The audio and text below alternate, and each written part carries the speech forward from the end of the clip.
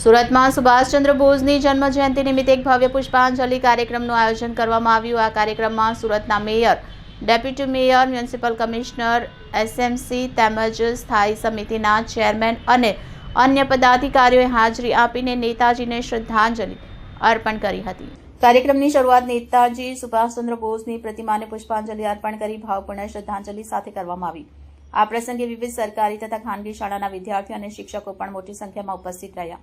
ઉપસ્થિત પદાધિકારીઓ પોતાના સંબોધનમાં જણાવ્યું કે નેતાજીનું સમગ્ર જીવન ત્યાગ, શૌર્ય અને અખંડ દેશભક્તિનું ઉત્તમ ઉદાહરણ છે।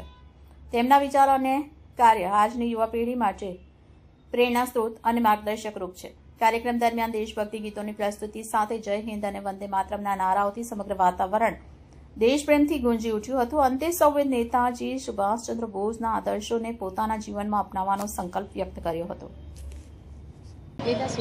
આજે નેતાજી સુભાષચંદ્ર બોઝની જન્મ જયંતિ છે।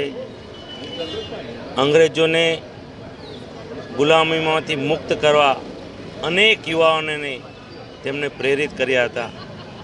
આઝાદીની ચળવળમાં અનેક મહાપુરુષોએ બલિદાન આપ્યા છે, પણ તેમાં જો પ્રથમ આવતું હોય તો આપણા નેતાજી સુભાષચંદ્ર બોઝ।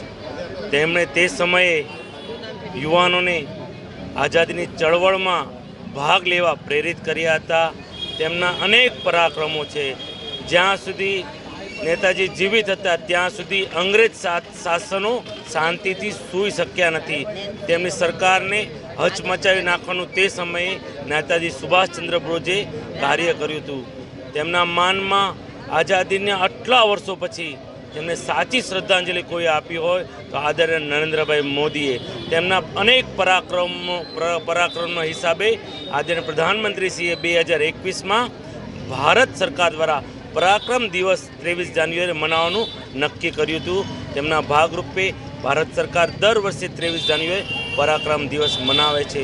હું તમામ સુરતીઓ વતી સુભાષચંદ્રની જન્મ જયંતિની તેમના ચરણોમાં વંદન કરું છું।